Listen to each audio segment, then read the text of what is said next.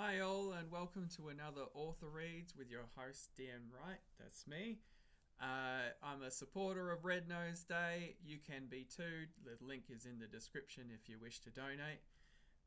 Today we're going to be going through the MAGPIE. You can find it at dmwproductionsoz.com if you wish to have a look at it. It's the very first one. So we'll get straight into it. This is the opening scene, but the third section of it and onwards. So let's go.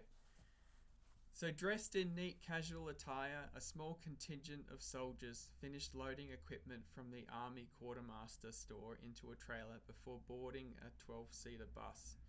Private Beresford sat behind Lance Corporal Keller, who'd already pulled out his notebook to scribble. Though 2 years his senior, he asked Beresford's opinion. "You're a teacher," Keller muttered. "Hardly," Beresford replied. "What rhymes with cold but means void?" "What's the sentence?" "All is cold," Keller read. "All is..." "Just do a diacope. Cold, cold, all is void, void." "Cheers, Bear." Keller returned pen to paper and a woman in her mid-20s plonked in the seat beside him. Beresford pressed his head between their seats. "Hey, Marcia." "That's Corporal Jackson to you, Berry," she growled. "Corporal. Why do you always wear black?" "Because you're dead to me." Jackson looked back at him and rephrased. "Life is hard. That's all I mean." "At least you've got money," he grumbled. "All I've got is a reservist income." Sergeant Shambrook muttered from the seat behind him. "We can't all have our mums bankrolling our poetry." Shambrook received a slap from his wife, Captain Shambrook, as she walked the aisle. The second in charge intentionally sat away from him. "Life is shit whether you've money or not," Jackson grunted. "It's a little less crap when with a joint income," said Beresford. "Ask me out again," she warned, "and I'll load your balls into your rifle." Beresford gulped. Jackson opened a book. The CSM, Warrant Officer Solomon, boarded. "Everyone's on, let's go."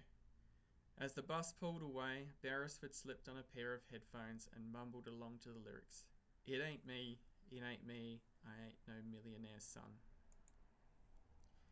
"Here come the reservists," an airman scoffed, standing in the open cargo bay of an aircraft.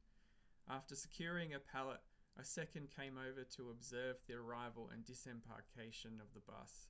"Chocolate soldiers." Suddenly, a magpie swooped the airmen and they took cover within, flailing their arms in defence. Across the tarmac, Warrant Officer Solomon came to stand between Beresford and Keller, barely able to keep his eyes open. "God, sir," Keller gasped, "have you slept?"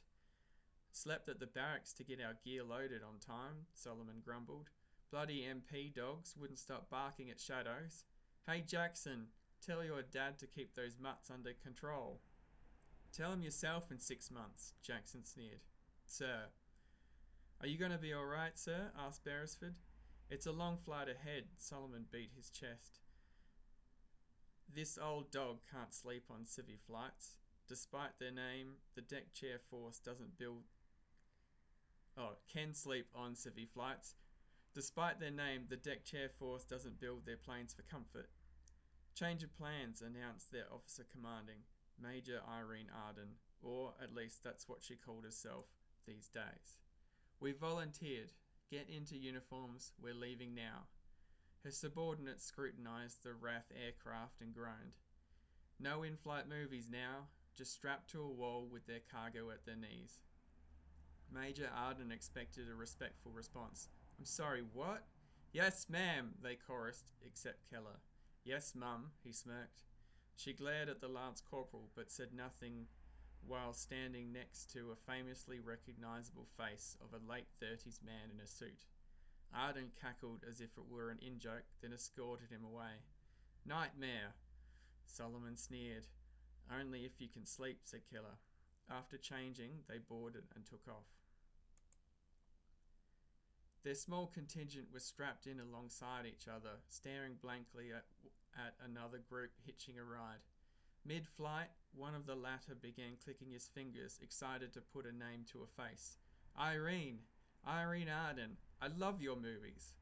Major Arden blushed, but only sought to encourage his admiration. What was your favourite? You were good in Australian Tale, the soldier looked with vague recognition at the man in the suit beside her. We wrapped up filming last week for His Majesty's service, she prompted. Mr. Treadwell here wrote it. The soldier clicked again. Benjamin Treadwell? The man nodded. In the flesh. I took my wife to see your last one. 4 stars. Really? Out of 10, mate. Garbage. Oh. So what's your story, mate? Which one? I've written 13. I mean, what are you bloody doing going to war? Treadwell pressed his elbows to his knees, grinning. I'm to make pretty boys like you look like Captain Bloody Australia. The soldier's mate sniggered at his expense, but the private took it on the chin. You aren't that good, mate. You're all heading to check out Juliet? Isolated bastard of a place. You'll be pining for each other like rabbits, desperate for human contact, taking whatever you can get. Suddenly a magpie swooped from a rafter and landed on Beresford's lap. Squawk! You've a mate already, the soldier snickered. Be careful now, your mate's looking jealous.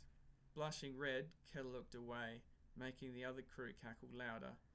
With the hungry bird jogging Beresford's memory, he slipped out his contingent's patch from a pocket and slapped it to his right shoulder, its emblem a magpie shrike.